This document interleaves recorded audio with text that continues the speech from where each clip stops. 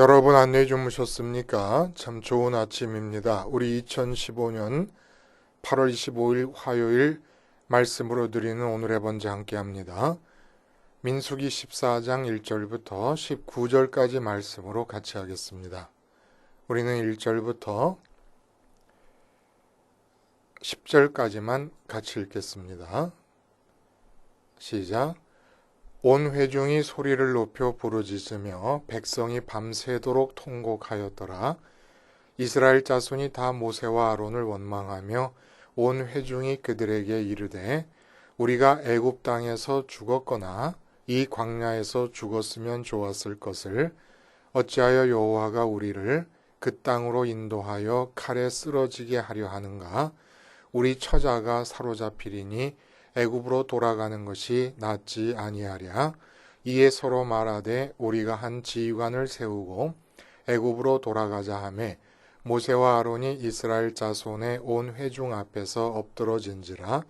그 땅을 정탐한 자 중 눈의 아들 여호수아와 여분네의 아들 갈렙이 자기들의 옷을 찢고 이스라엘 자손의 온 회중에게 말하여 이르되 우리가 두루다니며 정탐한 땅은 심히 아름다운 땅이라. 여호와께서 우리를 기뻐하시면 우리를 그 땅으로 인도하여 들이시고 그 땅을 우리에게 주시리라. 이는 과연 젖과 꿀이 흐르는 땅이니라. 다만 여호와를 거역하지는 말라. 또 그 땅 백성을 두려워하지 말라. 그들은 우리의 먹이라. 그들의 보호자는 그들에게서 떠났고 여호와는 우리와 함께 하시느니라. 그들을 두려워하지 말라 하나 온 회중이 그들을 돌로 치려 하는데 그때 여호와의 영광이 회막에서 이스라엘 모든 자손에게 나타나시니라. 오늘 우리가 함께 읽은 말씀 중심으로 강할수록 맛있고 신나는 밥 먹기라는 제목의 하나님 말씀 증거합니다. 밥을 먹는데 강할수록 맛있고 그리고 강할수록 신나는 밥 먹기가 이루어진다는 얘기입니다. 오늘 본문의 상황 참 우리가 함께 읽으면서도 그렇게 느껴집니다마는 너무나 극적이고 그리고 숨가쁜 절체절명의 상황이 전개되고 있습니다. 10명의 정탐꾼의 이야기를 이스라엘 사람들이 들었어요. 거인 족속들이 살고 있고 국가 체제를 정비하고 바닷가에 살고 산에 살고 하는데 다 굳건한 성을 짓고 살고 자기들로서는 상상할 수 없을 정도의 선진 문명을 이미 이루어 놓고 살고 있는 이 가나안 땅, 과일은 크고 좋지만 좋은 결실들에 맺혀지는 땅이긴 하지만 그러나 어떻게 우리가 차지할 수 있겠는가? 그들과 붙었다가는 우리는 메뚜기 같아서 다 죽고 말 것이다 라는 취지의 정탐을 듣고 밤새도록 울고 통곡하고 원망하고 불평하는 이스라엘 앞에서 모세와 아론은 엎어졌다 그래요. 엎어졌다. 이 엎드러졌다라고 하는 이 말에 담겨져 있는 그 분위기와 의미가 뭐겠습니까? 이런 것과 같은 거요. 은퇴를 했어요.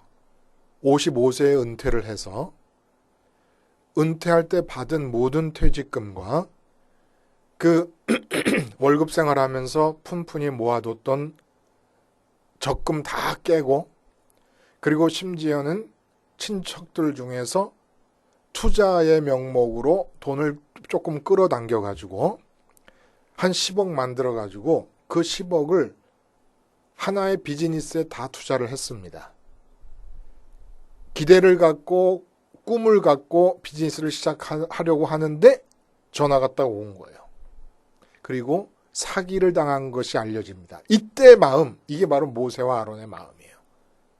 10가지 재앙으로 출애굽을 시키시고 홍해를 건너시고 시내산에서 그 광야에서 먹이시고 입히시면서 계약을 맺고 성막을 만들고 모든 율법과 제사법을 다 주시고 이렇게 엄청난 일들이 이루어져서 이제 가나안 땅 약속의 땅으로 출애굽에서 나온 이유가 되는 그 가나안 목적지를 향해 들어가기 직전에 250만 이스라엘이 울고 통곡하면서 차라리 광야에서 죽는 게 나을 뻔했다.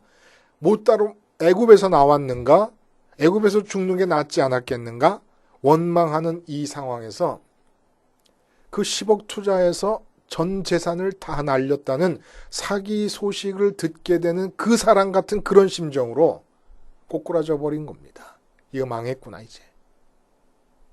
이게 지금까지 진행됐던 이 모든 일이 다 끝장나 버리는구나 하는 그런 위기감. 뭐 말로 표현할 수가 없었을 거예요. 모세의 심정을. 이때 어제 얘기한 갈렙과 오늘 또 다시 등장하는 여호수아가 나서면서 9절에 이런 말을 합니다. 두려워하지 말라. 하나님이 기뻐하시면 우리가 능히 싸워서 이길 것이고 그들은 가나안 족속을 말하는 거죠. 우리들의 밥이다.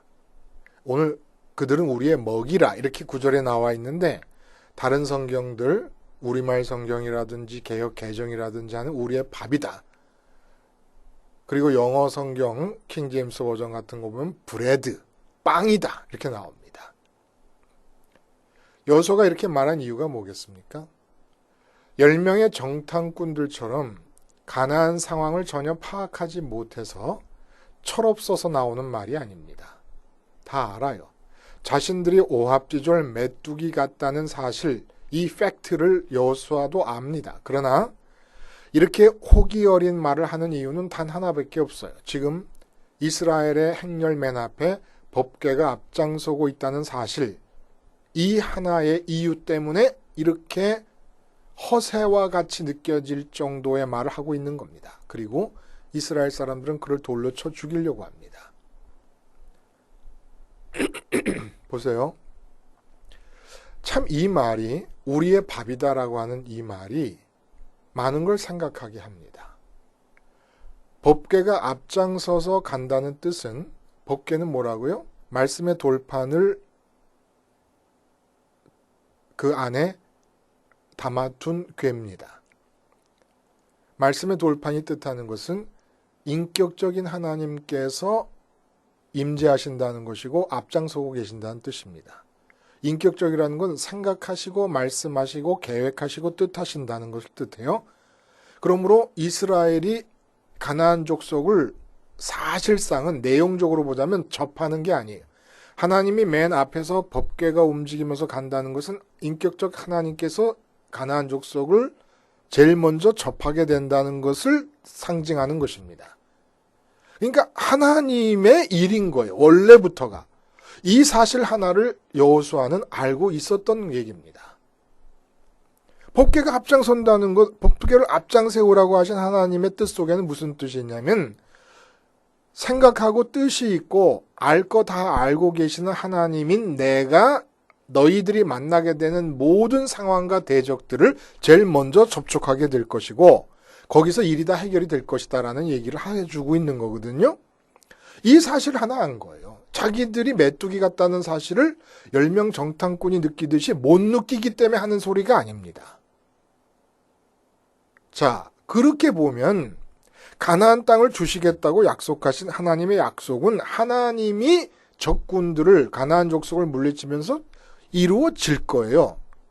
이 사실이 분명하다 그러면 보세요. 우리의 먹이다 라고 하는 이 말 참 생각할 게 많지 않습니까?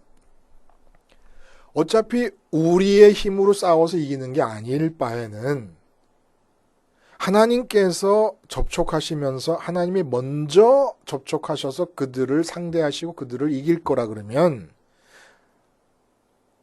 그 상대편이 가나안 족속이 장대 같은 거인족으로서 크면 클수록 신나는 일 아닙니까? 어차피 하나님이 하시는 일이니까 이기기로 결정된 것이고 승리가 정해진 것이라 그러면 강하면 강할수록 좋은 거예요.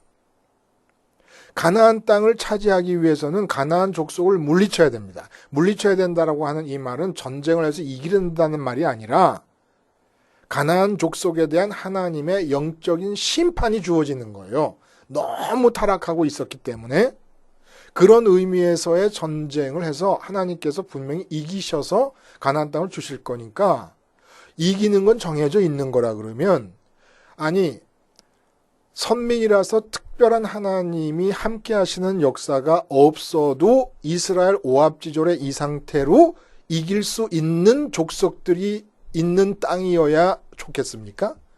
어차피 이길 거로 결정됐는데 자기들 이스라엘의 오합지졸의 상태로도 이길 수 있을 만큼 약한 자들이 사는 땅, 그렇게 문명이 발달하지 못하고 있는 그런 땅을 차지하는 게 그렇게 좋아요? 어차피 이길 거라고 정해져 있는 거라 그러면 여러분은 아프리카를 점령하겠습니까? 미국을 점령하겠습니까? 유럽을 점령하겠습니까? 예? 이길 게 분명하면은 왜 아프리카를 점령해? 우선 미국 점령하고 유럽 점령하고 일본 점령하고 중국 점령하지. 예? 아프리카를 점령할 필요 없잖아요. 아프리카는 나중에 주어지면 주어지고 아니면 말지. 지금 미국 땅이 얼마나 문명이 발전해 있습니까? 일본 땅이 얼마나 문명이 발전돼 있습니까? 그들의 기술, 과학기술, 유럽에 얼마나 발전돼 있고 많은 유적이 있습니까? 이왕이면 그거 같죠. 이길 것 분명하면은. 근데 미국과 싸운다니까 미국을 보고 떠는 거예요. 미국이 누구와 싸워야 되냐면 나와 싸우려면 먼저 내 앞에 법궤가 상징하던 하나님과 싸워야 되는 거예요. 말하자면 그렇다는 거예요. 말하자면 우리가 이북 싸워서 이북 가져서 사실 계산적으로 말하면 동족이니까 통일을 해야 되지만 계산적으로 말하자면 이북 가져서 그 이북 땅에서 얻을 게 뭐가 있겠어요. 그들이 세워놓은 게 아무것도 없는데. 이 말을 오해하시면 안 돼요. 통일이 돼야 되지요. 근데 이건 순전히 전쟁을 하는 입장에서 전리품을 획득한다는 그런 계산적인 차원에서 생각할 때 가능한 한 강하고 문명이 발전하고 선진국일수록 우리의 적이면 좋은 거 아닙니까? 근데 이스라엘 사람들이 왜 이렇게 좌절하고 아론과 모세가 땅에 엎드러질 정도로 절망스러운 상황이 전개된 이유가 뭡니까? 한 가지예요. 법궤가 앞서간다는 사실에 대한 의미를 망각하고 잃어버리는 겁니다. 우리가 미국하고 싸워서 어떻게 이겨요? 우리가 중국하고 싸워서 어떻게 이기겠습니까? 일본하고 전쟁이 나도 이기기가 쉽지 않습니다. 사실은. 요즘 전쟁 얘기가 많이 나오고 있습니다만은 잘 타결이 됐다고 얘기하더라고요. 오늘 새벽에 뉴스를 보니까. 근데 미국하고 싸운다고 하니까 벌벌 떠는데 그건 당연한 얘기죠. 세상 모든 사람들이 다 그렇죠. 근데 우리는 선민일 경우에는 우리가 싸우는 게 아니거든요. 우리는 그냥 하나님이 이기신 승리를 받으면 되는 자들이에요. 그러니까 하나님이 아프리카에 가서 이기려고 하시면 우리가 말려야 되지 않겠습니까? 하나님, 이왕 하나님이 질 수 있는 그런 상대는 없으시니까 이왕이면 우리가 승리를 얻어야 되는데 하나님 이왕이면 미국하고 싸워주시죠. 중국하고 싸워주시죠. 13억 인구를 상대해서 싸워주셔서 먹으려면 중국을 먹는 게 좋지요. 일본을 먹는 게 좋지요. 왜 아프리카를 먹습니까? 그럼 여기서 밥 먹기란 뭘까 도대체? 예? 우리의 먹이다, 우리의 밥이다 그러지 않습니까? 그러면 오늘 본문의 여호수아가 한 말 중에서 밥을 먹는다는 게 도대체 뭘 뜻하는 거냐? 젖과 꿀이 흐르는 가나안 복지를 내 것으로 삼기 위해서 반드시 내가 이겨야 될 대상입니다. 그렇죠? 물론 하나님께서 이기실 것입니다. 그러나 극복돼야 될 대상이에요. 여기서 젖과 꿀이라고 하는 것은 그 젖과 꿀이 흐르는 가나안 땅이 신약 성경에서도 의미가 있으려면은 젖과 꿀 자체도 물론 꿀이 그 가나안 땅에 있었지만은 젖과 꿀이 흐른다고 하는 것이 비유적인 표현 아닙니까? 근데 이 젖과 꿀이 흐르는 가나안 땅이 신약 성경에서도 의미가 있어서 복음을 통해서 모두가 가나안 복지를 얻게 되었다라고 하는 말이 통하려고 그러면 이 젖과 꿀은 기쁨과 우리 마음의 만족과 기쁨과 감사를 말하는 거예요. 어쨌든 우리 마음의 기쁨과 만족과 감사가 흐르는 삶, 그게 가나안 삶입니다. 가나안 땅의 삶입니다. 미국에서 사는 사람 다르고 일본에서 중국에서 한국에서 사는 사람, 이북에서 사는 사람, 사람의 처지가 다 달라요. 그러나 이 세상 어느 곳에서 삶이 전개되고 있든지 간에 가나안 땅은 주어질 수 있어요. 예수님 믿으면 아프리카에서도 가나안 땅은 주어질 수 있어요. 근데 이거를 세상적인 조건으로 봐버리면은 이 의미가 왜곡되지 않습니까? 통할 수가 없지 않습니까? 신약 성경에서도 다 순교해서 죽고 계시는 그런 판에 가나안 땅이 주어진다라고 말하는 것이 조건과 환경을 말하는 것이라면 불가능한 얘기 아닙니까? 그러니까 이 성경을 관통하는 의미의 차원에서 가나안 땅을 바르게 이해하려면은 우리 마음의 만족과 기쁨과 감사가 넘치는 것. 사도 바울이 말한 대로 항상 기쁨과 쉬지 않고 기도함. 쉬지 않고 기도함이란 건 끝없는 하나님과의 교제를, 이게 복이죠. 그리고 범사에 감사한다고 하는 이것이 바로 가나안 땅의 내용입니다. 근데 이 가나안 땅을 얻으려면 극복되어야 될 적이 있다는 거예요. 근데 그 극복되어야 될 적이 밥으로 표현되고 있는 겁니다. 근데 하나님께서 싸우셔서 우리에게 가나안 땅을 주실 거니까 그 극복돼야 될 적이 강하면 강할수록 맛있고 신나는 거예요. 그러면 이 말을 구체적으로 우리 삶에 갖고 와버리면 무슨 얘기가 되느냐? 예를 들어서 우리가 돈이 없다. 그럼 걱정이 생기잖아요. 이 돈이 없다는 상황이 가나안 족속입니다. 그래서 가나안 땅을 이루려면은 이 돈이 없다라고 하는 상황 때문에 내 마음에서 기쁨과 만족과 감사가 없어지니까 이 돈이 없다는 상황을 이겨야 되는데, 극복해야 되는데, 우리는 이제까지 어떻게 생각을 했냐면 돈이 없어서 걱정이 되면 하나님의 이름을 부르면서 하나님께 돈이 있게 해달라고 기도를 했다는 겁니다. 이게 오늘 이스라엘 민족과 똑같은 행동을 반복하는 거예요. 돈이 없는데 돈이 있게 해달라고 하는 것은 돈이 없으면 가나안 땅을 차지할 수 없다. 즉 기쁠 수 없다. 만족할 수 없다. 감사할 수 없다. 그러니까 하나님 돈을 주세요라고 하는 뜻이 됩니다. 이건 하나님을 멸시하는 겁니다. 오늘 본문에 나온 대로. 가나안 족속 때문에 기쁨과 감사의 땅으로 들어갈 수 없다고 생각하는 거예요. 그러니까 반드시 하나님이 살아계신다면 내게 돈을 주어야, 돈이 있어야 비로소 기쁘고 감사할 수 있다는 생각을 하는 겁니다. 근데 원래 하나님이 약속하신 가나안 땅은 이 구약의 비유적인 이 가나안 땅에 대한 언급들을 신약 성경에서도 의미 있게 해석을 하자면 어떻게 돼야 되느냐? 돈이 없다. 그러면 걱정이 생기잖아요? 그러면 돈 없는 상황이 가나안 족속입니다. 이 돈 없는 상황을 이기고 가나안 땅을 내가 갖게 된다는 얘기는 돈이 없는 상황에도 불구하고 기쁠 수 있다, 만족할 수 있다라는 것이고, 하나님께서는 모든 세상 사람들은 돈이 없으면 기쁠 수가 없지만 선민일 경우에는 돈이 없어도 기쁠 수 있다.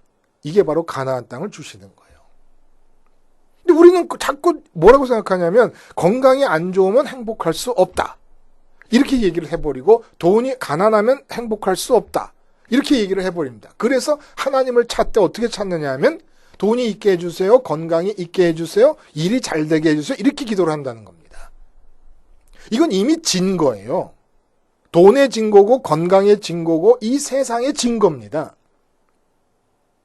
세상을 이기면서 가나안 땅이 주어지는 거예요. 세상을 이긴다는 건 돈이 없어도 행복할 수 있는 게 세상을 이기는 것이지, 남보다 하나님의 능력을 통해서 돈을 많이 버는 게 세상을 이기는 게 아닙니다. 그건 세상에서 1등 노예가 돼버리는 거예요. 그래서 오늘 본문에 보면은 다시 애굽으로 돌아가자. 지도자를 세워서 애굽으로 돌아가자라는 얘기를 하는데 그게 바로 노예가 되자라는 얘기를 하는 거거든요.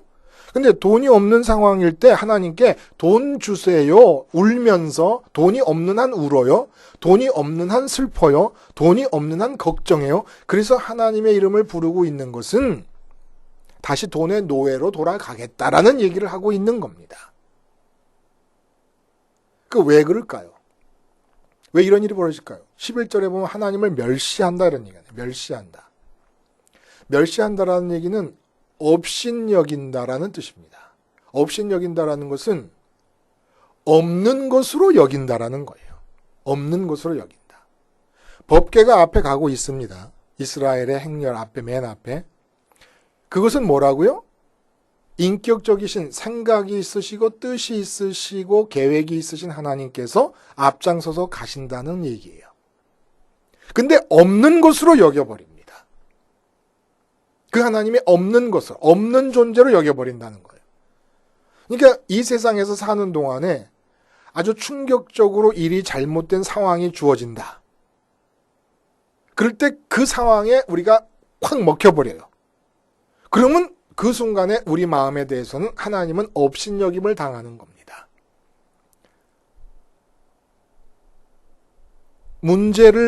이 세상 문제를 끌어안고 하나님께 그 문제, 울며 불며 그 문제를 해결해 달라고 하는 게 하나님을 업신여기는 거예요. 왜 업신여기냐?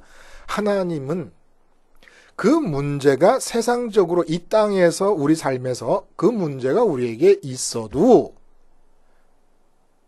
가나안을 주실 수 있어요.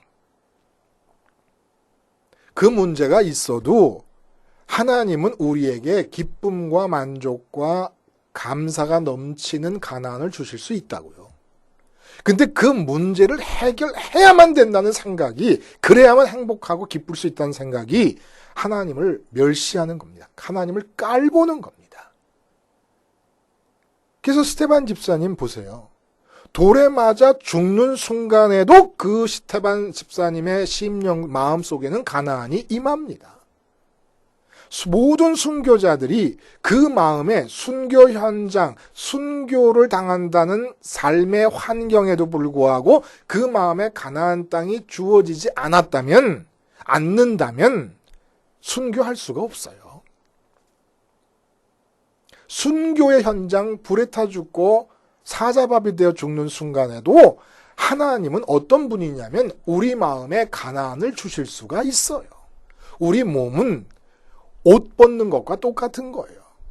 낡아진 옷을 벗거나 잠자리에 들어가기 위해서 옷을 안식한다 그러잖아요. 잠자리에 들어가는 거 쉬러 들어가 안식하러 들어간다. 옷 벗는 것과 같은 거예요. 그래서 하나님께서 순교 현장에서도 가나안을 주실 수 있어요. 근데 우리는 순교 현장은커녕 그저 일 조금만 안 되면 하나님을 무시해 버립니다. 이 일이 안 되는 한 이 일이 가나안 족속이 돼 버리는 거예요. 이 일이 가나안 족속이 되어서 이 일이 안 되고 있는 이 상황에서는 기쁨과 감사가 넘치는 만족이 가능해지는 그런 가나안 땅이 불가능하다 이렇게 생각해 버립니다. 그래서 오늘 이스라엘 백성들이 이렇게 하나님을 멸시하면서도 하나님의 이름을 붙들어요. 하나님이 왜 우리를 이렇게 망하게 하시는가? 참 이상하죠. 하나님의 이름을 붙드는데 왜 망하게 하시는가 하면서 붙들어요. 하나님이 내 생에 왜 이런 문제를 해결해 주지 않으시는가 하고 붙들어요. 잘못된 거라는 거예요. 돈이 없는 상황일 때 하나님을 멸시하지 않습니다. 하나님 살아계심을 믿어요. 그래서 그 하나님 살아계심을 믿음으로써 하나님께서 약속해 주신 가나안 땅을 우리가 받아요. 그래서 돈이 없는데도 기쁨과 감사가 넘치는 가나안을 우리가 내 것으로 갖게 돼요. 그러면 그 다음에 계속 돈이 없느냐면 하나님께서 돈을 주세요. 근데 돈을 주시는데 그때는 이미 있는 돈으로 기뻐하지 않아요. 돈을 주시면 이제 돈은 완전히 하나님의 뜻을 위해서 하나님께서 내게 허락하신 것들로서 하나님의 뜻에 받쳐집니다. 자식이 공부를 못했는데도 기쁨과 감사가 넘쳤어요. 가나안이 왔어요. 근데 둘째 자식은 공부를 기가 막히게 잘해요. 그래도 공부를 기가 막히게 잘하는 것 때문에 기뻐하지 않습니다. 오히려 공부를 기가 막히게 잘할 때 교만할까 봐 염려하고 하나님을 멸시하게 되는 자리에 설까 봐 걱정하게 됩니다. 이게 가나안 땅을 사는 사람들이에요. 그러면 어떻게 하나님을 멸시하지 않을까? 어떻게 하나님을 멸시하지 않겠습니까? 법궤가 앞서야 돼요. 말씀이 앞서야 돼요. 말씀을 먼저 듣는 거예요. 먼저. 그러면 이 들어야 될 하나님의 먼저 들어야 될 말씀이 뭡니까? 말씀이 육신이 돼서 오셔서 십자가를 지셨어요. 하나님의 모든 말씀이라는 것은 우리가 어떤 상황에 있든지 어느 나라 사람이든지 어느 나라에서 살든지 어떤 처지에 있든지 어떤 문제에 봉착했든지 하나님이 내게 주시는 말씀은 그 말씀이라는 얘기예요. 모든 말씀이 주님에게로 모아지는데 그 주님이 십자가를 지셨어요. 그러면 내가 돈 문제 생겼다. 건강 문제 생겼다. 자식 문제 생겼다. 직장 문제, 뭐 이런 승진 문제, 이런 문제가 걸려 있다. 그래서 내 기쁨이 사라질라 그런다. 이때에 그대로 따라가면 하나님을 멸시하는 겁니다. 하나님은 승진 못해도 가나안을 주실 수 있어요. 복지, 에덴을 주실 수 있어요. 근데 그대로 따라가면 안 되죠. 하나님의 이름을 부르면서 승진하게 해달라고 하는 것은 이미 승진의 노예가 되겠다고 한 오늘 본문에 애굽으로 돌아가겠다는 사람들과 똑같은 거예요. 그러면 하나님의 말씀을 앞세워야 될 때 이 말씀이 뭡니까? 십자가. 하나님의 말씀은 승진 문제 때문에 골머리를 앓을 때 너는 죽었다. 이 하나님 말씀이에요.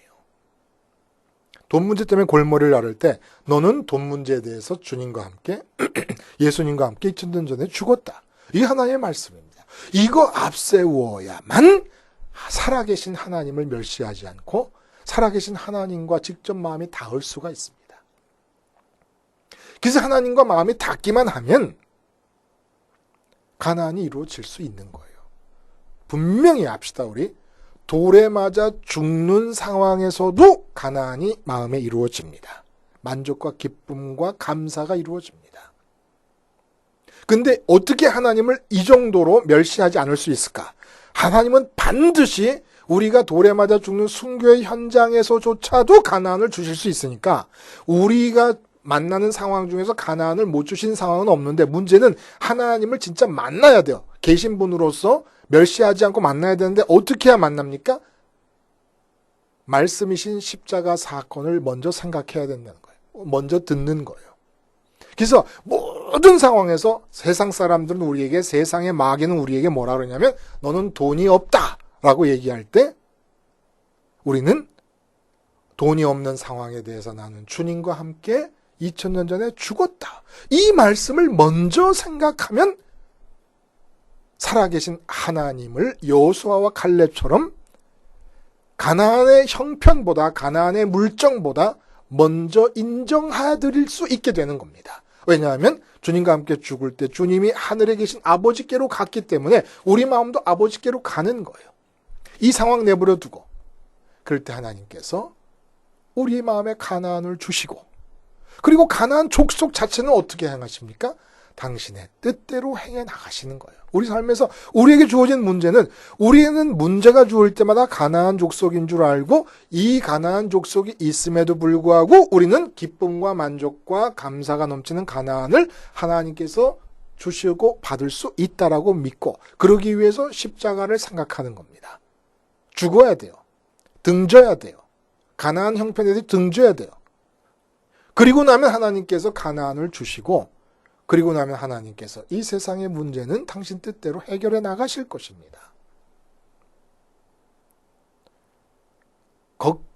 걱정거리가 크면 클수록 근심거리가 크면 클수록 나를 슬프게 하는 거리가 크면 클수록 우리의 밥은 맛있고 신나는 것입니다. 강하면 강할수록 내 마음에서 가나안을 뺏어가려는 적이 강하면 강할수록 십자가를 붙잡고 하나님을 멸시하지 않는 자들에게는 승리가 보장되어 있기 때문에 강하면 강할수록 맛있고 신나는 밥 먹기가 될 것이에요. 기도하시겠습니다. 하나님 아버지, 하나님을 멸시하는 일을 하나님의 이름을 부르면서 할 수도 있다는 이 무서운 사실 앞에서 주님의 십자가가 내 살이 되고 뼈가 되고 피가 될 정도로 내 마음에 붙어 있기만을 소원합니다. 그리하여 하나님께서 날마다 오늘도 내일도 내게 이 세상 상황과 무관한 승리를 주셔서 가나안을 살게 해 주시옵소서. 예수님의 이름으로 기도하옵나이다. 아멘.